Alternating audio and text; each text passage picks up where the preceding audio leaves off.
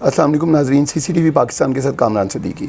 नाज़रीन, आज मैंने जिस वाक़े पे बात करनी है और जिन शख्सी से बात करनी है मेरे साथ बैठे हुए हैं, ज़ैनब का वाक़या जो कसूर में हुआ, जिसने पूरे पाकिस्तान क्या पूरी दुनिया को हिला कर रख दिया। ज़ैनब के फ़ादर अमीन अंसारी साहब मेरे साथ मौजूद हैं। अभी दोबारा हमने बहुत से वाक़यात देखे, उसके बाद एक मोटरवे का वाक़या हुआ जिसने फिर हिलाया, कराची में मरवा का वाक़या हुआ। मतलब ये बेतहाशा वाक़यात हैं जो कि हम लोगों को हिला के तो रख देते हैं। मैं बहसीत ख़ुद एक बाप ये चीज़ें सोच भी नहीं सकता, और जिन लोगों पे ये गुज़रती है वो किस कर्ब से गुज़रते होंगे, इसका अंदाज़ा हम में से कोई भी नहीं कर सकता। मैं ज़्यादा टाइम नहीं लूँगा। अमीन अंसारी साहब मेरे साथ मौजूद हैं, उनसे मैंने 2-3 बहुत इंपॉर्टेंट इश्यूज़ पे बात करनी है जो मैंने इससे पहले नहीं सुनी थी। जब इमरान की फांसी हुई और वो इन लोगों के सामने हुई, वो सारा अमल क्या था, वो जिस प्रोसेस से गुज़रे और किस धोखाधड़ी का शिकार वहाँ पे भी हुए पंजाब पुलिस के हाथों, मैं सबसे पहले वो जानना चाहूँगा। अमीन साहब कैसे हैं आप? जी अल्हम्दुलिल्लाह। अमीन साहब, मुझे अभी आपके साथ मेरी जो बात हो रही थी, मैंने ज़ाहिर पहले ज़ैनब अलर्ट बिल बाकी चीज़ों पे बात करनी थी, लेकिन मुझे वो वाक़या जो है मैं वो दोबारा लोगों के लिए सुनना चाहूँगा कि वो मुझे वो चीज़ बताइए जब ज़ैनब के कातिल जो इमरान था मरदूद, उसको जो फांसी हुई थी वो आप लोगों के सामने हुई, वो मुझे ज़रा वो फेज़ बताइएगा कि वो क्या था।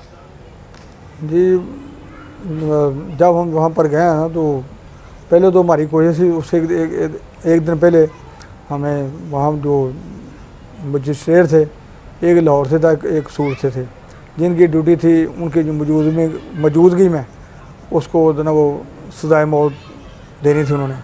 उसके अलावा उन्होंने वहाँ पर हमें बुलाकर प्रॉपर इतला की कि आपने मतलब उधर 4:30-5 बजे पहुँच जाना है।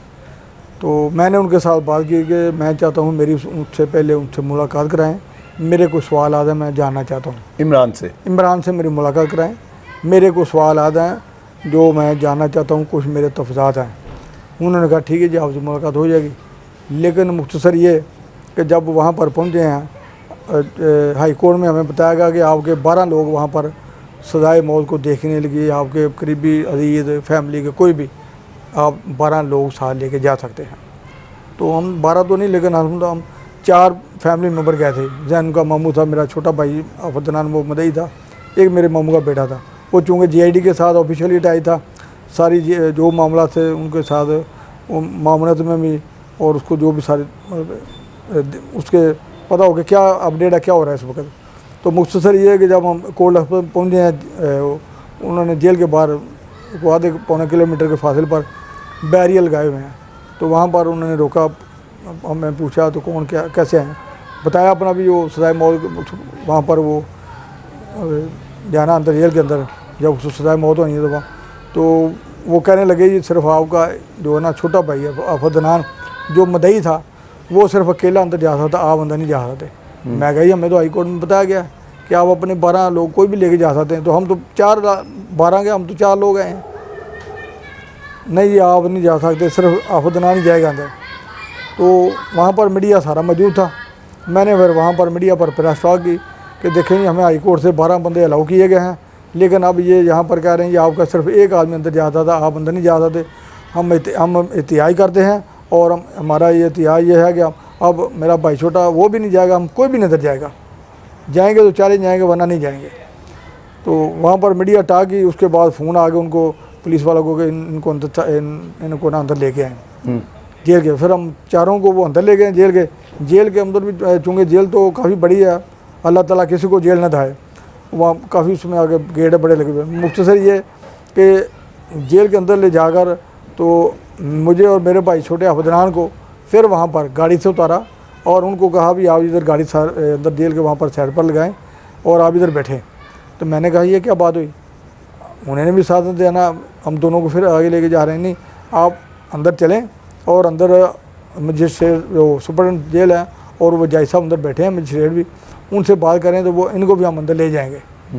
अच्छा, इस तरह हुआ कि इन्होंने इस तरह हमारा टाइम भी ज़ाया किया, हम अंदर चले गए। मतलब वो धोखाधड़ी से आपको अंदर लेकर आ गए ताकि मीडिया का प्रेशर जो मजीद बिल्ड ना हो। हाँ, जेल के अंदर ले गए, लेकिन जेल के अंदर भी कई आगे गेट लगे हुए हैं, वहाँ पर तो पहुँचने में मतलब कई क्या गेट जो है ना वो रास्ते में चेक होता है, आगे जाता है, लेकिन वहाँ पर कोई एक गेट था जहाँ पर उन्होंने हमारी गाड़ी रोकी और मेरे जैनू का मामू था और मेरे मामू का बेटा कज़न था, मेरा फर्स्ट कज़न, उनको उधर रोक लिया, हमें अंदर भेज दिया।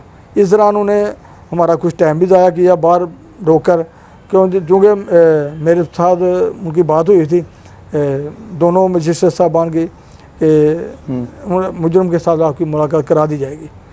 जब अंदर गए तो उसके बाद उन्होंने वहाँ पर सीधा जो फांसी घाट था मुझे वहाँ पर जाके बैठा दिया। रास्ते में उन्होंने हमारी बड़ी सख्त चेकिंग की। चेकिंग भी हमारे लिए इंतहाई तकलीफ दे थी। इस तरह हमारी चेकिंग हुई, जूते तार के, टोपी तार के, कपड़ों के कफ्ता खोल के पड़े चाहिए, जैसे मुझे ऐसे ये एहसास हो रहा था कि जैसे मैं ही मुजरम हूँ। उनको ये कोई खौफ तो नहीं था कि आपके अपने हाथ साथ कोई चीज़ लाए उसे मारने के लिए, हालांकि उसकी तो फांसी थी? नहीं, वो तो सारा कुछ मैं उन्होंने जेबां जो सब सारा कुछ चेक कर लिया। उसके बावजूद उन्होंने मेरे मोबाइल, वो ये कागज़ वगैरह जेब में थे, पैसे सब निकाल के उधर रख लिए, ATM कार्ड भी, शनाख्ती कार्ड भी, उधर कोई चीज़ जा ही नहीं सकती। ठीक है। हाँ, तो अब अंदर चले गए।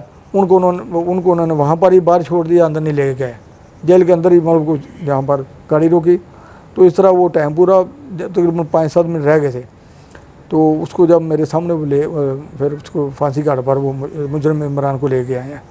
तो मतलब ये भी उन्होंने हमारे साथ धोखा दी कि अंदर ले जाकर हम चारों को लेके जा रहे हैं, वहाँ पर 2 को रोक लिया। फिर रास्ते में इवन कि उनके साथ मुजरम इमरान के साथ हमारी कोई सवालात थे, मुलाकात थी, वो भी इन्होंने मुलाकात भी नहीं करवाई।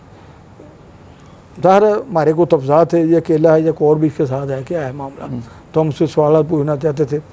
क्योंकि ये कोई भी आदमी अब जो राय अक्सरियत रायमा थी ना, कोई आदमी ये मानने को तैयार ही नहीं था, ये अमल नहीं हो सकता, ये आदमी इसके साथ कोई ना कोई नेटवर्क है, या अकेला नहीं है। ठीक है। लेकिन वहाँ पर भी हमारे साथ चीटिंग हुई।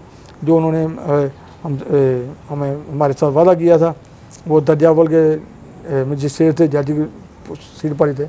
तो मेरी बड़ा इंतहाई अफसोस हुआ कि हम कुछ चीज़ें उनसे पूछना चाहते थे, हमारे सवाल थे, जानना चाहते थे, लेकिन उन्होंने मुझसे बात करने नहीं दी हमको। जब इमरान आपके सामने आया वहाँ पर उस फांसी घाट में, उस टाइम आपके तासुरात क्या थे? देखिए, मेरे तासुरात तो क्या होने हैं, मैं तो वैसे देख रहा था कि वो बड़े एतमाद के साथ चल के आ रहा था। जबकि आदमी को पता चल जाए ना कि अब मैं मौत के मुंह में जा रहा हूँ, वो वैसे ही मर चुका था। बिल्कुल। वो अंदर पुलिस वाले ना, स्कूटी वाले खुद ही बता रहे थे कि अक्सर जब किसी को फांसी घाट पर हम लेके आते हैं तो उसको हम स्ट्रेचर पर लेके आते हैं। वो नफसियाती तौर पर वो मतलब वो दबाव में होता है, और सर वो वक्त से पहले, मौत से पहले ही बंदा मर जाता है सारे हालात में। तो हम बाद हम स्ट्रेचर पर लागे तो ये एक्सरसाइज होती है, अमल करते कि हम इसको फांसी दे दिया। लेकिन ये बड़ा एतमाद से खुद चल गया। उसके चेहरे पर किसी किस्म की कोई नदामत या कोई खौफ नहीं था। मैं सामने उसके बैठा था, या कि वो आपकी आंखों से आके उसकी मिली, उसने आपको देखा? हाँ, देखा, बिल्कुल सामने था। 20 फुट का मैक्सिमम फासला होगा। कोई बात आपसे की? कोई उसने बात नहीं मुझसे की। कोई माफ़ी तलाफ़ी? नहीं, कोई माफ़ी नहीं मांगी, कुछ नहीं, नथिंग, कोई नहीं। उसने वो मतलब ज़ुबान भी तक नहीं लाई। मुझे देखता रहा, सामने बैठा, मैं उसको बिल्कुल आमने सामने बैठे थे। और फिर ये फांसी का और ये अमल कितनी देर में मुकम्मल हुआ? हाँ, ये बस वो जब अंदर ले गए हैं तो उसको वो 2 मतलब 3-4 स्टेप थे ऊपर चढ़ा, वो जो जहाँ पर वो कह लो तख्तादार होता है फांसी वाला, उस पर वो चढ़ के ऊपर उन्होंने उसको खड़ा किया। पहले उन्होंने नीचे से पाँव बांधे, फिर बाजू पीछे बांधे हैं। बाजू बांधने के बाद उन्होंने वो काला कपड़ा था वो उसके चेहरे पर डाला। उसके बाद ये रस्से हैं, वो रस्सा उसकी गर्दन में डाला। और उसने टाइम देखा, जब एग्जैक्ट 5:30 हो गया, तो 5:30 हो गए। तो उसके बाद उसने इशारा किया और उन्होंने लीवर खींच दिया। वो तख्ते नीचे से निकल गए, वो नीचे हैंग हो गया। इस सारे अमल में ज़ाहिर है वो हैंग होने में, जान निकलने में वहाँ पे कितना वक्त लगता है? वो जान निकलने में मैक्सिमम मैं कह सकता हूँ 2-4 सेकंड। 2-4 सेकंड। बस। जब वो उस तख्तादार पे खड़ा था, रस्सी बांधी, काला कपड़ा डाला, सब कुछ ये किया, आपने कहीं उसके पाँव में कोई लर्जिश या कुछ हिलना जुलना, कुछ कपकपाहट फील की? कुछ भी नहीं। होता है ना, आदमी कहता है मैं मजामत करूँ, मैं बहने की या कुछ करूँ या हाथ पाँव लाऊँ, कुछ भी नहीं। वो बिल्कुल नॉर्मल, मतलब जैसे वो आदमी जब मैं कहता हूँ वो बड़े को फ़ख्र के साथ जा रहा था, पता नहीं मैं कहाँ जा रहा हूँ, वो इत्मीनान के साथ खड़ा था। उसके चेहरे पर खौफ ही नहीं था। और लाश उतारी किसने, कितनी मैं देर के वो बाद? जब लाश में बताता हूँ, जब वो वहाँ पर हैंग कर दिया ना, तो मैं देख रहा था सामने, मैं 2-4 मिनट गुजरे तो मैं उठ गया, खुद गया हूँ कि मैं नीचे जाके देखूँ कि इसकी मौत वाक़या हो गई है। जब वो लटक रहा था तो मैंने फिर वहाँ पर वो दो डॉक्टर भी थे जो वेरीफाई करते हैं, मैंने डॉक्टरों को मुखातब किया कि ज़रा आप इसको चेक करें और वेरीफाई करें कि इसकी मौत वाक़या हो चुकी है। तो वो कहते जी जब नीचे एकदम अपने वज़न से आदमी नीचे गिरता है ना, तो वहाँ में मलक हो जाता है, तो इसकी जो गर्दन का जो मोरा ये मतलब ये टूट जाता है पीछे, ये इसका क्या कहते हैं, मोरे वगैरह जो निकल जाते हैं, गर्दन लंबी हो जाती है। मौत उसी वक्त ही वाक़या हो जाती है। सिर्फ ये होता है कि हमारा ये एक प्रोसीजर है, हमें इसको यहाँ पर आधा घंटा लटकते रहने देना है। अच्छा, ये आधा घंटा यहाँ पर रहेंगे रहेगा, उसके बाद हम इसको उतारेंगे, फिर उसके बड़ा साहब को बुलाएंगे उसको उसकी डेड बॉडी देने के लिए। तो आपने आधा घंटा वेट किया? नहीं, मैं वहाँ पर 10 मैक्सिमम 10-15 मिनट ठहरा हूँ। उन्होंने डॉक्टर थे वो कह उन्होंने नीचे गया चेक किया, वैसे वो मेरे साथ ही वो भी आ गए वहाँ पर जेल सुपरडेंट के कमरे में, उनसे ये सारी मेरी डिस्कशन हो रही थी। उसमें एक डॉक्टर थी, वो थी वो क्या कहते हैं जो माहिर नफ्सियात होते हैं, तो वो एक नफ्सियात की डॉक्टर थी। उसने मुझे बताया कि मुझे मेरी ना ड्यूटी गई थी 3-4 दिन से मैं इसके साथ मतलब मुख्तलिफ सवाल जवाब पूछ रही थी, कर रही सारा तरह। ठीक है। तो फिर मैंने कहा मैं इससे कुछ पूछूंगा, उसने मुझे अपना नंबर दे दिया, लेकिन वो लगा कि मेरा फ़ोन किसी ने निकाल लिया, चोरी गया, तो वो नंबर उसका मिसप्लेस हो गया मुझसे। एक दफ़ा मैंने फ़ोन पर रब्ता किया भी मैं आपसे मिलना चाहता हूँ, मैं ज़रा पूछूँ कि आपने इससे क्या पूछा, उसने आपको क्या बताया, पर वो आपको नहीं पता लग सका कि लेकिन क्या वो नहीं पता लग सका। और दूसरा ये कि जो हमारी कोशिश इससे हमारी बात हो जाए बराह रास्त कि जो वो नहीं होने दी दिन में जो जो नहीं वो टाइम था। आपको कहीं पे किसी जगह पे ये फील हुआ कि इमरान जो है वो मुजरिम नहीं है बराह रास्त, या वही मुजरिम था? मुजरिम तो वो तो देखो ज़ैनब को वो लेके जा रहा था, ठीक है, वो यही था। उसके बाद क्योंकि जब वो DNA उसके मैच हुए तो जो फरांसिक का डॉक्टर था वो जिसको उन्होंने सरबराह भी बनाया हुआ, वो उसके साथ भी मैंने वहाँ पर CM उसमें मेरी बात उन्होंने कराई, CM शहबाज शरीफ साहब भी साथ ही बैठे थे, सर 2 मिनिस्टर और भी राना सना था और भी। तो उनसे बताया ये जो DNA की रिपोर्ट है ना, ये 1 अरब गालबन है, उसके बाद 37 करोड़ आदमी के DNA करे ना, तो ये एवरेज निकाली गई है, तो ये इसका DNA किसी दूसरे से ज़्यादा मैं नहीं कह सकता।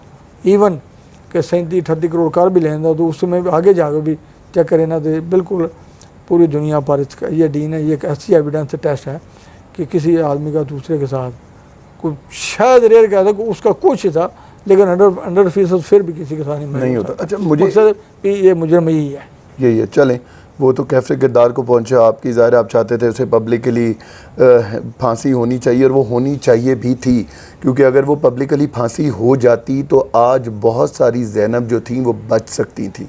हमारे यहाँ जो फवाद चौधरी साहब ने फ्लोर ऑफ द हाउस उन्होंने स्टेटमेंट दी कि इस तरह के जराइम में जो सज़ा की शरह है वो 5% है। जब 5% शरह होगी सज़ा की, तो 95% आज़ाद लोग होंगे, तो सज़ा क्या, इस सज़ा के बाद तो मुजरिम आज़ाद घूमेंगे, उन्हें पता है कि कानून ने तो कुछ करना ही नहीं है, कानून वाकई अंधा है। मुझे एक चीज़ आपसे जाननी है अमीन साहब, जब भी कोई चीज़ निकलती है, कोई वाक़या निकलता है, आप लोगों की एक तस्वीर जो प्रेस कॉन्फ्रेंस की थी शहबाज शरीफ साहब ने और सारे वो वज़रा जो बैठे हुए थे, एक तस्वीर बड़ी वायरल होती है जिसमें वो सब बड़े हंस रहे हैं और आप बड़े मजलूम अंदाज में बैठे हुए हैं। जी जी बिल्कुल, वो आपने भी देखी होगी। वो क्या दिल पे गुजरता है आपके जब वो वहाँ पे इस तरह के हालात थे और वो लोग ये मतलब देखो उन्होंने वहाँ पर मतलब मुजरिम पकड़ा गया इसकी वो खुशी मना रहे थे, लेकिन जिस तरह का ये तकलीफ़ से मामला था हमारे लिए बल्कि पूरी कौम के लिए, तो ये देखें ये एक सवालिया निशान है कि पूरी कौम उसके गम में सोव में गमज़दा थी। लोग मेरे घर आ रहे थे, फैमिली मेरी घर आ थी, कोई आँख ऐसी नहीं थी जिसके आँख में आंसू नहीं थे, और ये जब और हम और वहाँ पर ये क्लैपिंग कर रहे हैं। क्लैपिंग किस चाह थी, वो कप जीता था, इन्होंने को मार लिया था। मुजरिम है कि पकड़ा गया है, तो ये आपकी जिम्मेदारी थी। बिल्कुल। कानून की कानून हरकत में आया है। इससे कबल कुसूर में 8 बच्चियों के वाक़यात हुए हैं, टोटल 11 बच्चियों के, ये 12वां था। उस वक्त आपका कानून क्यों नहीं हरकत में आया? अगर ये पहली बच्ची पर कानून हरकत में आता और उस वक्त ही इस तरह मतलब इन्वेस्टिगेशन होती, ये पकड़ा जाता, बाकी 10-12 बच्चियाँ बच गई होती, कौन जिम्मेदार उसका? और ऊपर से आप उधर मतलब हम अपनी तकलीफ में अपने कर्म में मुतला बैठे हैं, तो उधर मतलब ठीक है पकड़ा है, अप्रिशिएट करना चाहिए, लेकिन उसके लिए अल्फाज अपने अल्फाज अंदाज़े बयान से भी उसको अप्रिशिएट किया जा सकता है और क्लैपिंग ज़रूरी नहीं थी वहाँ। अभी आपने शहबाज शरीफ साहब का वो क्लिप देखा था जो उन्होंने फ्लोरिडा हाउस पे बोला है कि वो मोटरवे पे जो वाक़या हुआ है वो अल्हम्दुलिल्लाह वो मोटरवे भी हमने बनाई है जी। हाँ देखा, मैंने सुना वो असम्बली के प्लेटफॉर्म में जो उन्होंने बात की है। अब मेरा हाल कल उस पर उन्होंने एक्सक्यूज़ भी कर लिया है जी। हाँ जी, माफ़ी मांगी है। जो मोटरवे बनाई है, देखें ये तो आपको अगर मौका मिला है आपने डिलीवर किया, उसका ये मतलब तो नहीं कि आप उसको इस अंदाज से बात करें, उस पर एक इवेंट हो, एक तकलीफ वाक़या हो रहा है, तो उस आप किस अंदाज में उसको वहाँ पर हाईलाइट करें। ये कोई मौका होता है बात करने का, मौके की नज़ाकत से बात की जाती है। ये एक ज़ाहिर एक शऊर है, एक तलीम है, तो इंसानियत भी है इसमें। अगर आदमी में वो जो इंसानियत है, उसका जो दर्द है, अगर ये चीज़ें उसमें उत्तम पाई जाती हो ना, जिसमें वो कभी इस तरह हंसी मजाक या क्लैपिंग ये मामला नहीं करेगा।